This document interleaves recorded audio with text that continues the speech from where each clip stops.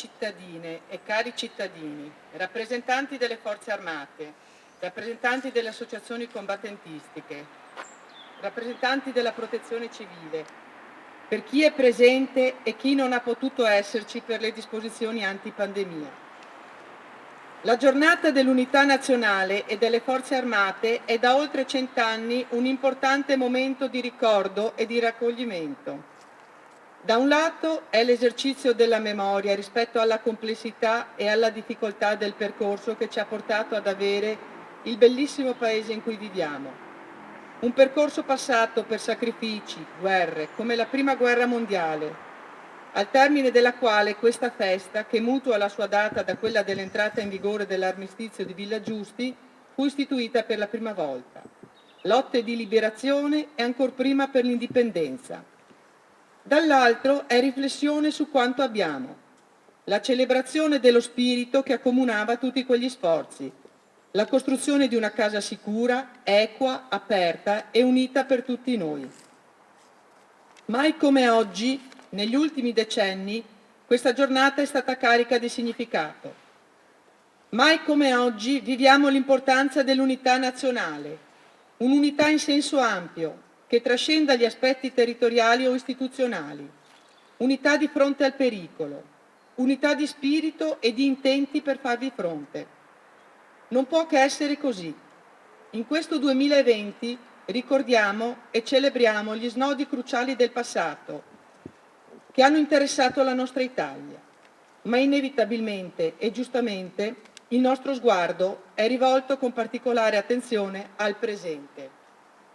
E nel presente della lotta al Covid-19 l'espressione unità nazionale assume anche e soprattutto il significato di tutti gli sforzi fatti da tutti i cittadini per contrastare la pandemia.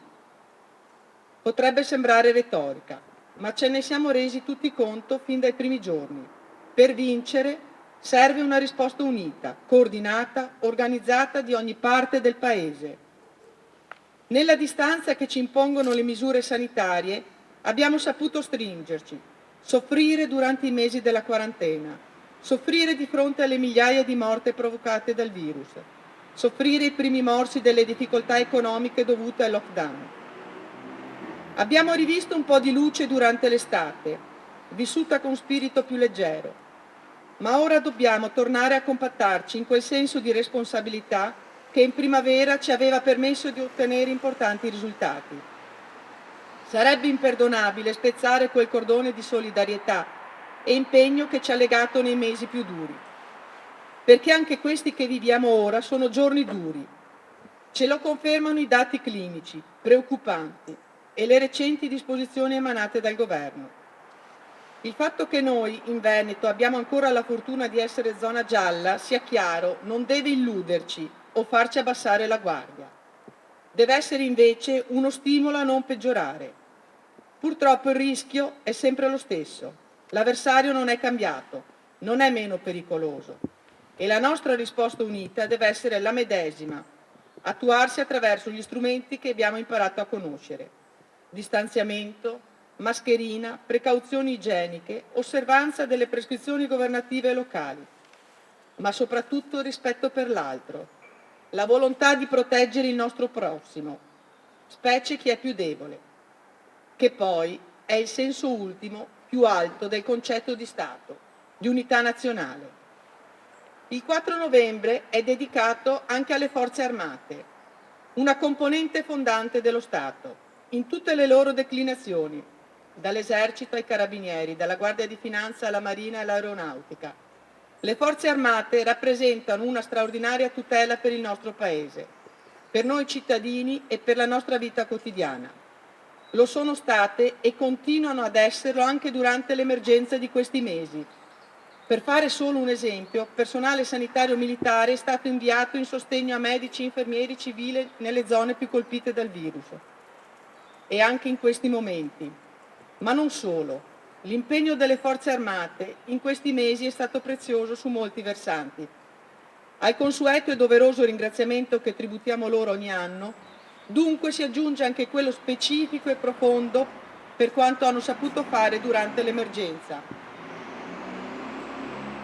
schierandosi in prima fila con quel senso di abnegazione che li contraddistingue in ogni scenario nel quale sono impegnati. Va ricordato inoltre che i militari sono promotori di pace nei teatri di guerra e di stabilizzazione anche nei contesti più difficili, contraddistinguendosi per il loro impegno a fianco dei più deboli. In Italia, così nelle missioni estere, con le oltre 6.000 persone impiegate in più di 22 paesi, nelle aree più difficili del mondo, garantiscono il sostegno dell'Italia alla tutela dei diritti umani e al contrasto del terrorismo, in uno scenario globale in costante evoluzione, mentre si definiscono equilibri geopolitici mondiali e l'emergenza sanitaria muta le certezze finora acquisite. Dalle nostre forze armate viene un contributo fondamentale per la comunità nazionale e internazionale e per questo esprimiamo loro la nostra più profonda gratitudine. Una delle immagini più iconiche dei festeggiamenti del 4 novembre è l'omaggio al milite ignoto presso l'altare della Patria, dove quel corpo senza nome fu tumulato proprio il 4 novembre del 1921. Credo di interpretare il sentire comune dicendo che quest'anno, accanto al commosso ricordo per tutti i nostri caduti di guerra, di cui il milite è simbolo, non potremo che rivolgere un pensiero anche a tutte le persone strappateci dal Covid-19. Il loro ricordo deve essere la forza che ci aiuta a mantenere salda l'unità di cui abbiamo bisogno oggi. Viva le Forze Armate, viva l'unità nazionale e viva l'Italia!